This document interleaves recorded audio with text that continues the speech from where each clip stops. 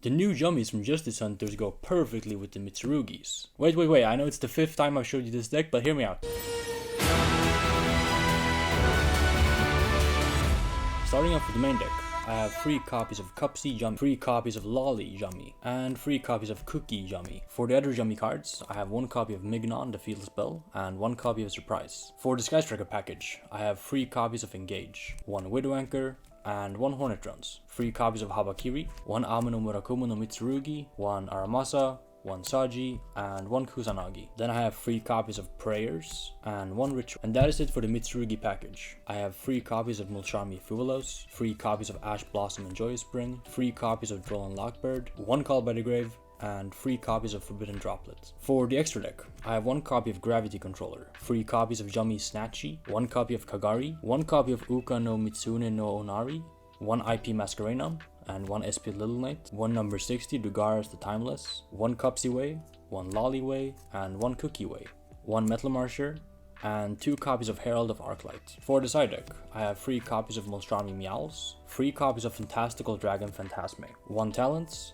3 copies of Book of Eclipse, 1 Mitsurugi Great Purification, 3 copies of Solemn Strike, and the last card in the deck is 1 copy of Chaos Angel. And this is how I combo with my Yummy Mitsurugi deck. Any one Yummy will do, but preferably open with Cupsy. We start by normal summoning the Cupsy and adding Surprise to our hand. Then we link the Cupsy off into the link 1, Snatchy.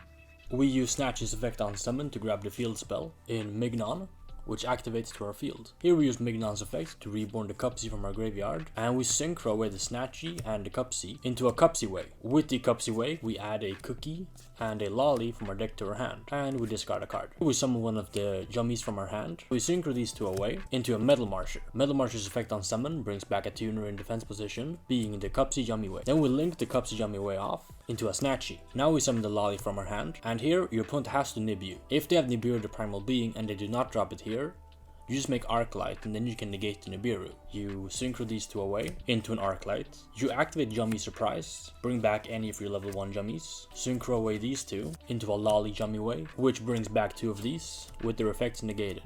Here you link away the 2 level 1s into a Onari, which you can activate to set back your Surprise from the graveyard. Next you link the Arclight and the Onari away into an SP Little Knight.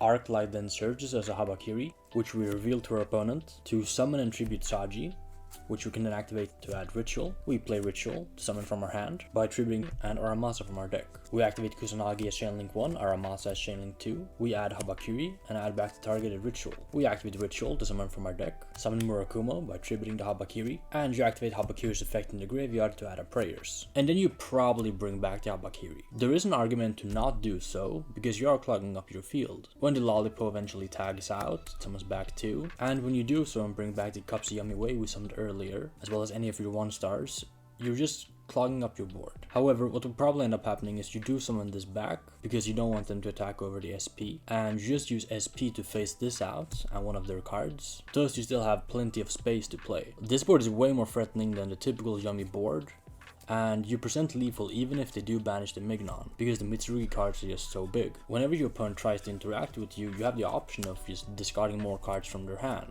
or you can use this card earlier to bait out their interruptions by just regecking away the field. But I hope you found this video to be insightful. I have plenty more content on Justice Hunters planned, so make sure to subscribe so you don't miss out. But until then, thank you for watching and have a good rest of your day. If you enjoy my content, make sure to also subscribe to my second channel, links in the description box down below.